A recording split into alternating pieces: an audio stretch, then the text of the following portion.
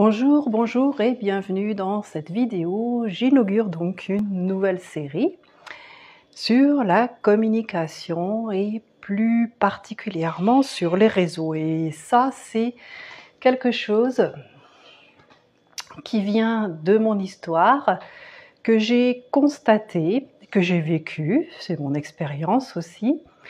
Donc les réseaux sociaux, Facebook, Instagram, YouTube, LinkedIn, j'en ai découvert petit à petit certains. J'avoue que j'ai commencé par Facebook lorsque mes enfants, plus particulièrement ma fille aînée, a ouvert un compte, donc à l'âge légal, et qu'elle a commencé à utiliser ce nouveau moyen de communication avec ses amis, et je me suis rendu compte bien, que je pouvais, entre guillemets, espionner mes enfants. Donc j'ai commencé de ce point de vue avec Facebook, c'était ça mes débuts. Donc c'était quelque chose qui était d'une utilisation personnelle. Donc c'est vraiment les deux choses et les deux éléments, les deux grandes catégories dont j'aimerais vous parler dans cette vidéo, puisque c'est la progression et ce que je constate, c'est ma progression personnelle et c'est aussi ce que je constate sur les réseaux en allant sur les réseaux, les différents réseaux, comme je le fais aujourd'hui. Et comme je me le dis, parfois je touche ma bille et des personnes de ma génération font souvent appel à moi pour un peu naviguer dans ce labyrinthe et ces labyrinthes. Et je me rends compte qu'il y a encore vraiment, je dirais pas des incohérences, je dirais des incompréhensions. En fait, c'est un petit peu comme tout ce qui se passe et ce qui s'est passé dans nos vies. Alors à chaque fois que je fais des vidéos, si vous entendez miauler, c'est mon chat, plus particulièrement ma chatte, Isis. Elle est comme les enfants, voilà, je parlais des enfants au début. Et puis bon, les vidéos de chat, pour ceux et celles qui regardent les vidéos de chat. Donc je vous fais grâce d'Isis, sauf si elle a envie de se montrer. Elle dormait tranquillement. Et dès que je me suis installée et que j'ai commencé à parler, eh bien, elle commence à tourner en rond et à miauler. Donc, j'ai décidé qu'elle attendrait lorsque je fais mes vidéos. Donc voilà, je parlais, et c'est un exemple tout à fait parfait pour vous illustrer la différence de ce que je peux faire, de ce que vous pouvez faire, de ce que nous pouvons faire avec les réseaux sociaux. C'est partager mon histoire personnelle comme je viens de le faire et que je faisais jusqu'à il y a à peu près 4-5 ans, où là, il s'est passé certains événements dans l'année 2020 pour beaucoup de personnes dans le monde. Et je regardais déjà un petit peu ce qui se passait d'un point de vue professionnel autour de moi par rapport au numérique, par rapport à Internet. J'avais déjà constaté quel formidable outil de communication cela pouvait être. Donc je disais mes expériences personnelles et professionnelles.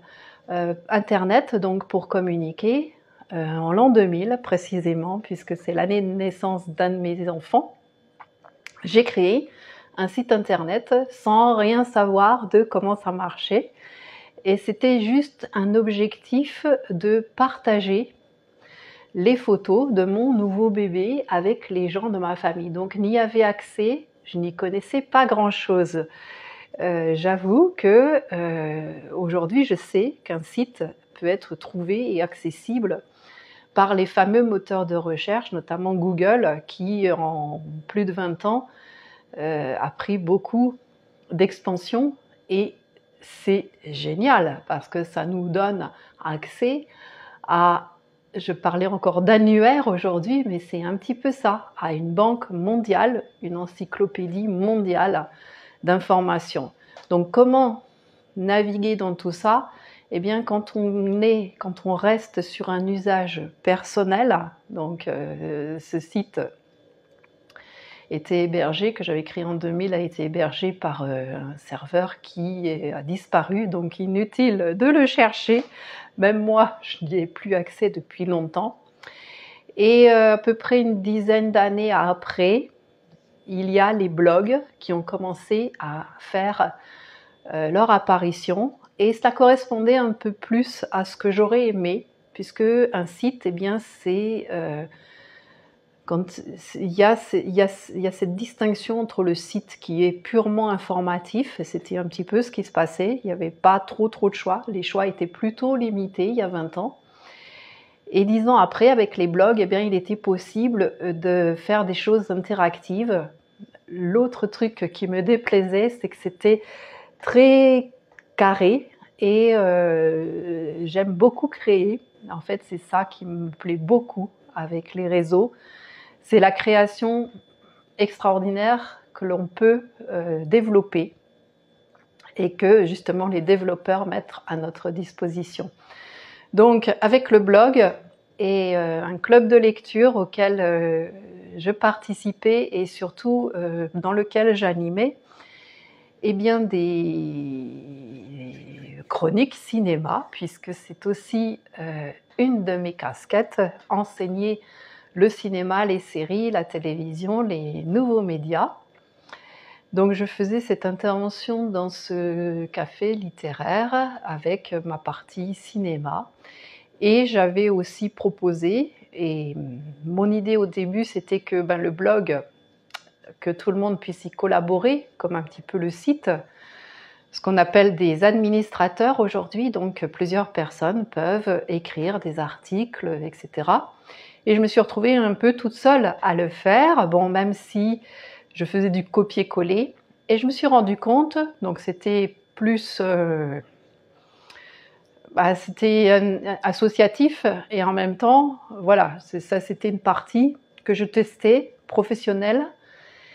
Et je me suis rendu compte que le trafic, comme on dit, donc poster, mettre des articles, des photos, des comptes rendus, etc., faisait que ce blog, il était accessible immédiatement par les moteurs de recherche sans avoir besoin, comme il est parfois c'est parfois le cas, de taper la fameuse adresse dans le moteur de recherche. Donc un petit peu, je cherche dans ma ville un club littéraire, club de lecture c'était, eh bien il suffisait de taper club café littéraire, ça s'appelait, le nom de la ville, et il apparaissait tout en haut de la page, vraiment le premier à apparaître. Donc c'est un petit peu comme quand je cherche un plombier dans ma ville.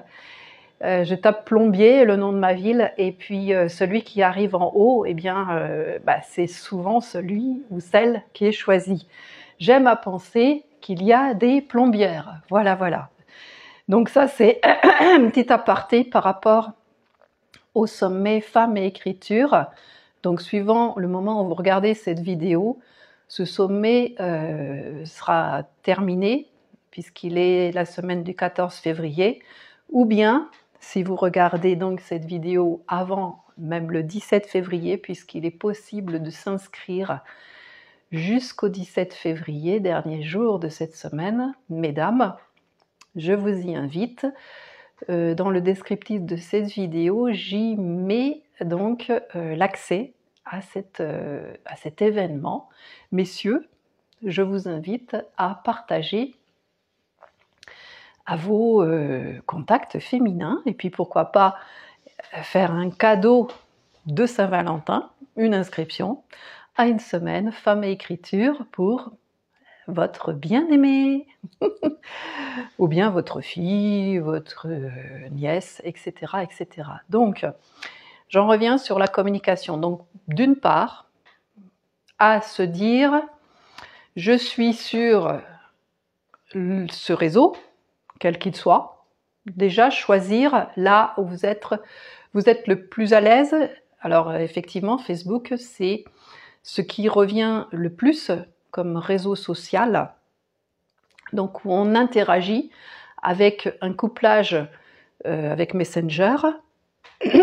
Donc c'est vraiment vous dire qu'est-ce que j'y fais sur ce réseau. Donc comme je disais, moi il y a donc maintenant 4-5 ans, oui, je réfléchis, même si c'était déjà un petit peu en route dans ma tête, ça s'est vraiment concrétisé début 2020, où tous mes abonnements sur mes réseaux, donc Facebook, Instagram, YouTube, LinkedIn, sont devenus pour moi des réseaux professionnels. Alors, quand est-ce que l'on devient professionnel? Lorsque l'on parle non plus d'amis. Alors Facebook nous induit en erreur, nous francophones, avec ce ami. Pour moi, de ma génération, les amis, je les compte sur les doigts de la main. Alors qu'avec Facebook, je peux me retrouver avec des dizaines de milliers, voire pour certaines personnalités, des centaines de milliers d'amis. Ça me fait penser à un film français avec Olivier Gourmet. Là, tout d'un coup, j'ai oublié le titre. Et c'est l'histoire d'un ministre qui dit qu'il a des milliers d'amis et il est dans la panade et il constate que j'ai des milliers d'amis et personne que je peux appeler et à qui je peux téléphoner. Donc à un moment, c'est aussi ça. Mes amis, oui, je les appelle. Et non, mes amis, ils sont peut-être aussi mes amis sur Facebook. Ce qu'il y a, c'est que si je souhaite son anniversaire à mon ami, mes amis, eh bien, je fais un texto perso, parce que si ce sont mes amis, j'ai leur téléphone. Et donc, quand on passe professionnel, comme je le suis et comme le sont beaucoup de personnalités, donc il y a des indices qui vous le font savoir. C'est les profils Facebook qui sont complets et qui basculent sur une page. Et il y a même des fois, une fois que le profil est complet, c'est la page qui prend le devant. Et donc, il y a besoin effectivement d'un profil, entre guillemets. Donc pour ceux et celles qui ne savent pas trop de quoi il s'agit, je vous invite à poser les questions, à poser vos questions, parce que je sais que moi je commence à être un petit peu au courant de pas mal de choses, je commence à comprendre beaucoup de choses et que peut-être pour certains et certaines qui m'écoutent dans cette vidéo, eh bien c'est un petit peu plus obscur. Donc dès qu'il y a quelque chose qui vous taquine, posez la question. J'ai l'impression que parfois je m'emballe. Donc je reviens sur ce profil professionnel et donc il y a les profils et les pages. Donc à partir de l'instant, donc le profil sur Facebook, je reste sur Facebook comme exemple, c'est plus simple parce que sur Instagram ou LinkedIn, c'est un peu différent, YouTube aussi. Donc ça, vraiment, il y a besoin, c'est vraiment très, il y a vraiment des spécialistes pour chaque réseau maintenant. Et je vous invite à taper, à chercher une vidéo explicative, à trouver quelqu'un qui va être vraiment spécialiste. Sur LinkedIn, je sais qu'il y a Pauline Sarda, par exemple, qui propose aussi des formations, des petits trucs à droite à gauche par rapport à LinkedIn. Donc sur Facebook, je reviens sur Facebook principalement. Les fameux amis, donc quelqu'un, donc une personnalité publique ou quelqu'un qui est vraiment sur un profil professionnel comme moi, eh bien il y a une limite d'acceptation d'abonnés, d'invitations, d'amis, etc. qui est 5000. Vous imaginez bien que 5000 amis, non, désolé, mes amis, non, ils sont là. Je les compte sur les doigts de ma main, de mes mains. Il y a les proches, les plus éloignés, etc. Bon, j'enlève la famille, puisque la famille, peut faire aussi partie des amis, donc là, hop, ça peut rentrer dans toute une confusion. Ce que je veux dire, c'est que, eh bien, c'est comme un magasin. Pour moi, Facebook, c'est mon magasin. Donc, si il y a 5000 personnes, ça s'appelle une communauté. Et donc, j'ouvre les portes de mon magasin et, eh bien, oui, je vous vends mes services, je vous vends mes produits.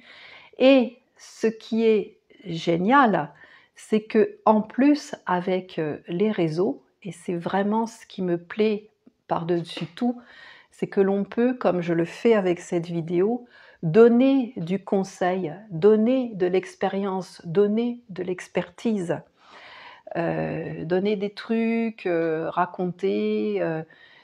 Il y a mille, je dirais des millions et des milliards, autant que de personnes sur Terre qui a quelque chose à raconter. Nous avons tous et toutes des choses à raconter, nous sommes tous et toutes des spécialistes dans nos domaines. Loin de moi de savoir tout, et je pense que nos cerveaux exploseraient si nous savions tout ce que savent les milliards d'habitants de notre planète. Donc, pourquoi ne pas partager ce que nous savons, comme je le fais là? Donc, si c'est pour être ami et penser qu'une personnalité publique qui a une communauté et qui... Alors, comment le savoir?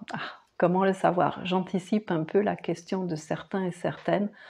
Comment savoir qu'une personne qui m'accepte, parce que moi je suis d'un côté, et puis donc de l'autre côté il y a une équipe, donc ce n'est pas forcément la personne qui est affichée sur son profil ou sa page qui vous répond, très souvent quand même, parce que c'est vrai que c'est un lien qui est privilégié. Moi en tout cas c'est vraiment quelque chose que j'aime. C'est pouvoir du coup communiquer avec le monde entier, le monde francophone, donc je précise bien ici, parce que c'est vrai que j'ai parfois des demandes de discussion, alors sans le savoir, dans d'autres langues. Et vous imaginez bien que 5000 messages privés, ben non.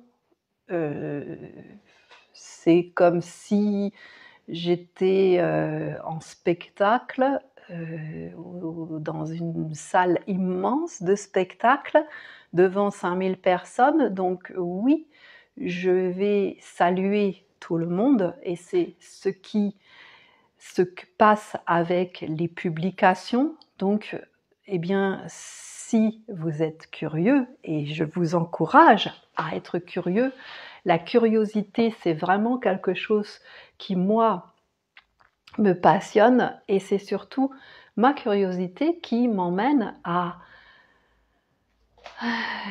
aller vers les autres, aller vers l'inconnu qui va devenir connu et surtout qui va m'enrichir.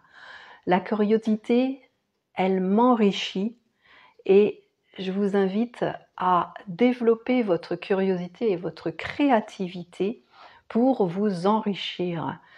Ne pas cliquer à tout va.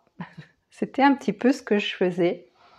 Je voulais avoir des amis, moi aussi, mais c'était pour avoir des retours.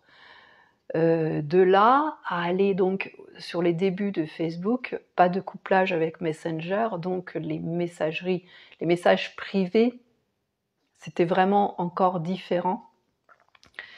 Donc ça se faisait, ce qu'il y a c'est que, je sais plus, j'ai un peu oublié, à moins que ce soit une évolution à laquelle j'ai échappé. Donc merci dans les commentaires de me donner vos impressions et votre vécu, parce que suivant la génération à laquelle vous appartenez, vous allez avoir des perceptions différentes. Et c'est ça qui est fabuleux et que j'aime beaucoup. Donc de mon point de vue à moi, dans ce que j'ai vécu,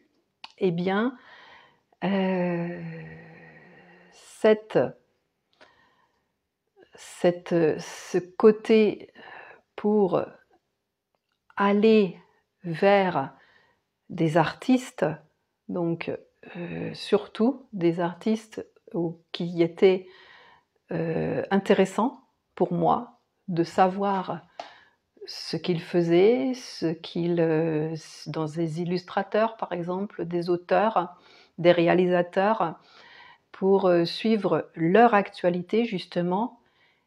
Et je ne sais pas, il ne me serait pas venu à l'idée, mais ça c'est moi, eh bien, d'aller en messagerie privée, draguer comme on dit. Alors je sais que les relations par internet, ça existe, c'est tout à fait possible. Ce qu'il y a, c'est que c'est comme une relation dans la vraie vie finalement.